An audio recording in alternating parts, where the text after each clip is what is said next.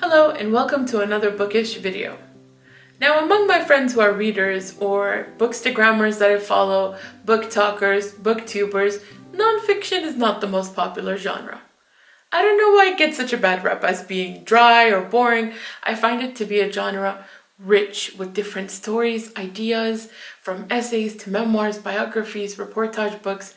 It's the genre that honestly I've gained a lot more from reading and pursuing and looking into.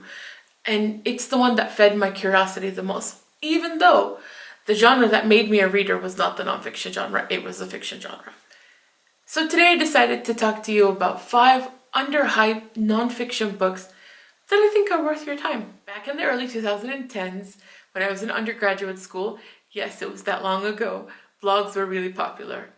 There were so many incredible blogs with different topics, perspectives that feed your curiosity. It was just wonderful. One blog in particular was called The Paramedic's Diary. It was by someone called Stuart Gray. Stuart is a paramedic in the UK, wrote about his day-to-day life, cases that he come across, and really gave you a rich front seat into what it's like to be a paramedic. Have you ever been curious? I was. So when I found out Stuart had a book published, I grabbed it right away. The book is called A Paramedic's Diary, Life and Death on the Streets.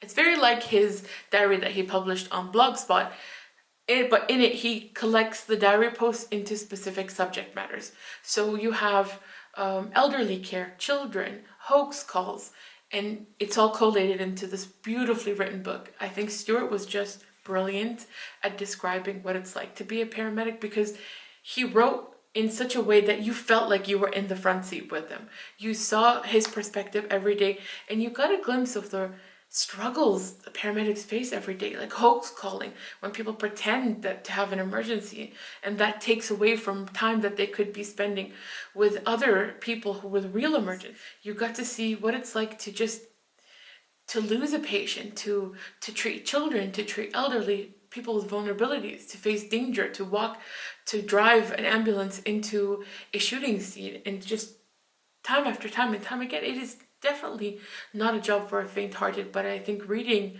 about their perspective and what it's like to do their job gives you a healthy dose of respect for anyone who braves their life to do jobs that are necessary but difficult.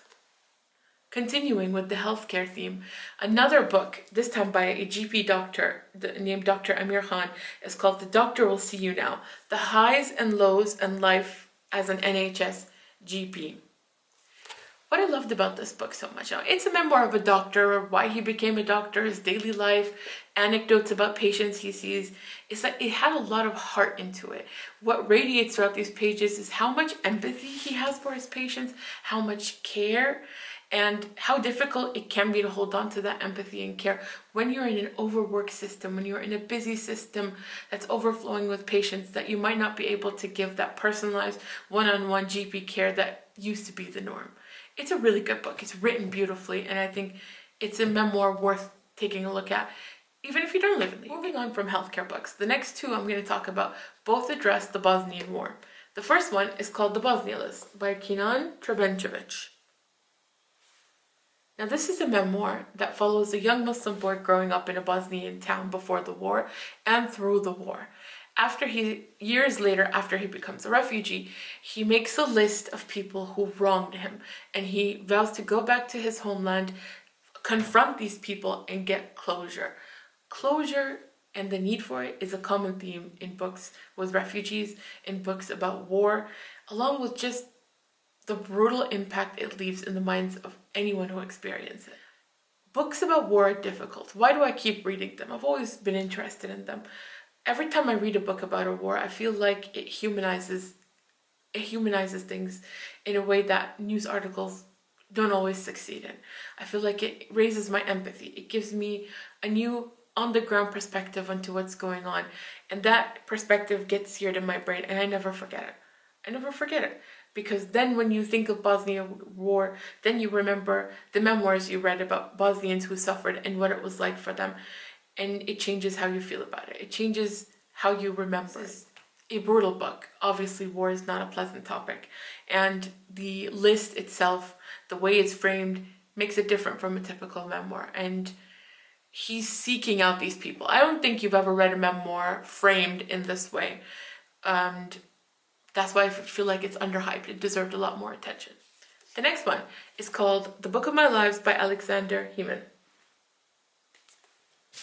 I reviewed this book for my university newspaper and it blew my mind.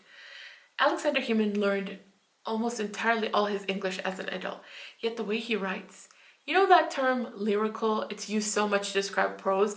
I've never actually felt it until I read Alexander Heman's writing.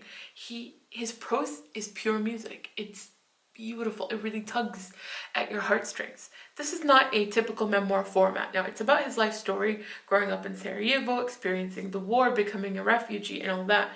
But it's in the form of essays. And each essay doesn't follow a specific timeline. So you might be reading an essay about him as a child, and then you might jump into an essay about his daughter. But it works. Somehow it works. Somehow it's connected. Somehow each essay is punchy, and it delivers the idea and the message super effectively about class, about race, about war, language barriers, loss, grief. It's all there. I think Alexander Heman is an incredible author. He's a New Yorker writer. He's published nonfiction books as well. And if you read this, I promise you, you won't forget it. Finally, we have The Translator by Dawood Hari. Now, I read this a long time ago. Dawood Hari grew up in a small tribe in the Darfur region of Sudan until a government-backed militia attacked his village, burned it to the ground, and he lost everyone.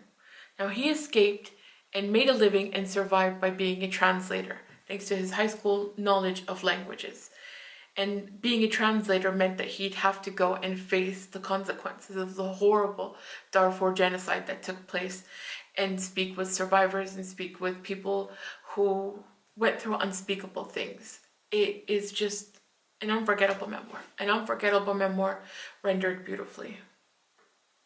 And I think if you want to learn more about what took place in Darfur and to get more context to what present-day Sudan might look like and some of the things behind the ongoing war, even though this book is quite old. This was published in 2003, I believe. This is a good place to start. That's it for today, guys. That was 5 underhyped nonfiction books that are gripping, beautifully written, talk about important topics, and I believe are worth your attention. Have a good weekend.